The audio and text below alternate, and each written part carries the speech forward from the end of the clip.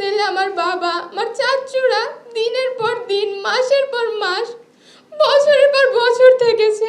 এভাবে নির্যাতন ও বাবা হারানোর গল্প বলছিলেন স্বেচ্ছাসেবক দলের নেতা কাউসার হোসেনের মেয়ে লামিয়া আক্তার মিম। বলেন, কিছু বুঝে ওঠার আগেই হারাতে হয়েছে বাবাকে।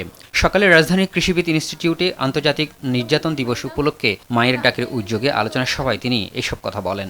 আমি তো কিচ্ছু চাইনি, আমি শুধু আমার বাবার বিচারটা চেয়েছিলাম। আওয়ামী লীগ শাসনামলে গুম হওয়া ব্যক্তি ও স্বজনরা বলেন, এই দেশে যাতে আর গুম নির্যাতন না হয় তার জন্য সরকারকে কাজ করতে হবে। আমরা শুধু স্বজন হারাইনি, আমরা নির্যাতিত হয়েছি।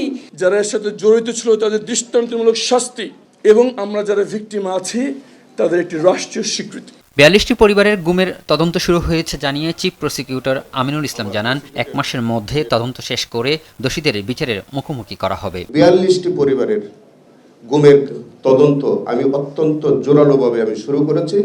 আশা করছি ইনশাল্লাহ আমি ১ মাসের মধ্যে শেষ করতে পারব। ফ্যাসিস্টদের বিরুদ্ধে সবাইকে ঐক্যবদ্ধ থাকতে হবে বলে জানান ডেপুটি স্পিকার কাইসার কামাল। বাংলাদেশ যেন আবারও কখনো কোনো সময়ে ফ্যাসিস্টের মুখোমুখি হতে না হয়, সেই জন্য সবাইকে আমরা ঐক্যবদ্ধভাবে কাজ করব। বর্তমান সময়ে কোনো গুম ও নির্যাতনের ঘটনা ঘটলে এর দায় বর্তমান সরকার এড়াতে পারবে না বলেও জানান এই মানবাধিকার কর্মী।